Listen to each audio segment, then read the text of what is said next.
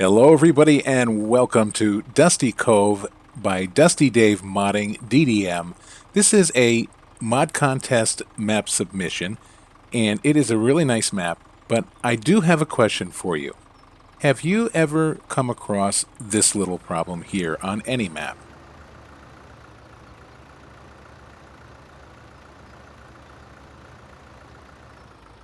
Well, this is quite an easy fix. You can just buy yourself a tow bar, get an extra tractor, pull yourself out every time you come down, and voila, fixed. No, I'm just kidding. I'm going to go ahead and I'm going to show you how to easily fix this problem in Giant's Editor. And if I can do it, friends, let me tell you, anybody can do it, trust me. So let's go ahead and let's get straight into it.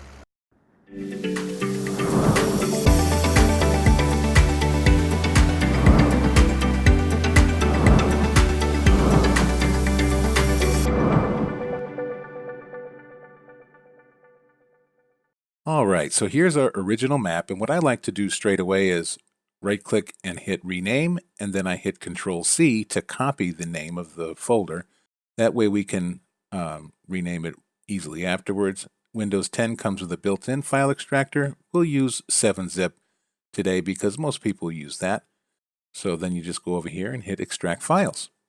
And this will take anywhere from a few seconds to a few minutes, depending on your system. All right, so there is our extracted folder. So we'll open that up. And then you're looking for Maps folder. And then we want Map01i3D with the Giant's Editor logo with it. Right-click and open. And this particular cell point on this map is right by that castle on the hill over there. That'll be your reference point. So we'll just click in the air over the cell point and get the tip collision trigger. So basically what this is, it's a crate.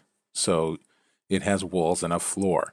So this is what your vehicle is going to drive into and drive out of, if that makes sense.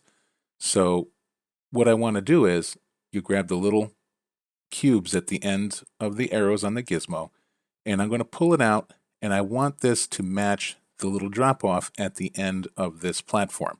So that way my tractor bumps up at the correct position and bumps down, and it looks legit, if that makes sense. And this is going to take a little bit of playing around with. And if you make a mistake, just hit Control-Z on your keyboard, and that'll reset that one maneuver. And I'll do it on the sides also, the grass side, because if you bump off the platform over there, you want it to bump down as well. So one thing I can't stress enough that I've said in my other Giant's Editor tutorials is when you're working with any object, when you make a move and you're trying to line it up with something, look at it from all angles. Because if you look at it from one way, like watch, I can line this up and it'll look perfect, right? It looks dead on. But if I go ahead and I change my angle of view, if I go look at it from the front, then it's going to be off, I guarantee you. So you got to play around with it a little bit and see it's off. So it's going to take you a few minutes to get it right, but it's well worth it. So I'm going to go ahead and play with this a little bit, and then I'll come back and show you the next step, which is rather important. So stay tuned. Be right back. All right, so the next thing we want to do is, as you'll see on this cube, there's a double line that makes up the floor. So the top portion is the trigger itself, and then that bottom line on the cube is the collision, if you will. So what I want to do is I want to sink this into the ground ever so slightly because I want it to match the drop-off of this platform. So, like I said, there's a double line. Let me go in front and show you. Right there.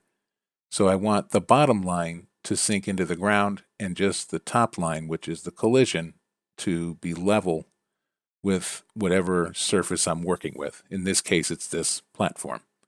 And that's it. So now we'll just go ahead and jump over to the hard drive. I'll show you how to zip this all up. We'll go in game and have a look at our work and make sure it's correct. Be right back. All right, so I apologize if the graphics are a little fuzzy here. I wanted to zoom in real close so you can see if you're watching on a mobile device. So we'll just back click once because we want to be in the folder that says mod description XML and all of that. And then we're going to highlight all of this, and then we're going to right click on it, and then we're going to hit send to compressed zip folder. So after it's compressed, it's just going to pull one of the random folder names.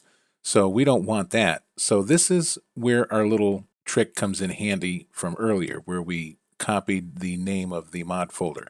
So now all we have to do is right click on this resources.zip and then select rename and then hit Control V as in Victor on your keyboard, and that will paste in the name of the mod folder FS17 contest _ Dusty Cove. And we'll slide it into our mods folder and it will replace the original one that's in there. So that being said, make sure you always make a copy of the original map. Don't work with your only copy. All right, let's go ahead and jump in the game and see what we got. All right, so the first thing that's very pleasing to the eye is there are no errors in this map, and I didn't cause any errors by doing this fix. So let's go ahead and get started. This is the moment of truth. Here we go. So we're coming up to our first bump. Tires go up and they sink a little bit, which is awesome. And that's all due to the trigger positioning. And then now look at this here.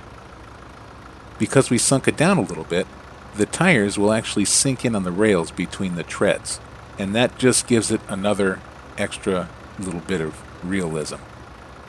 And then a little bump up because there is a little lip there where that trigger marker is.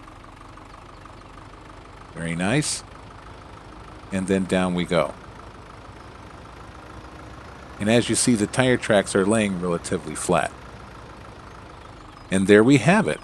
So another thing to keep in mind with this map, so far, this is the only map that's been submitted that is Seasons Mod ready. This already has the snow mask installed.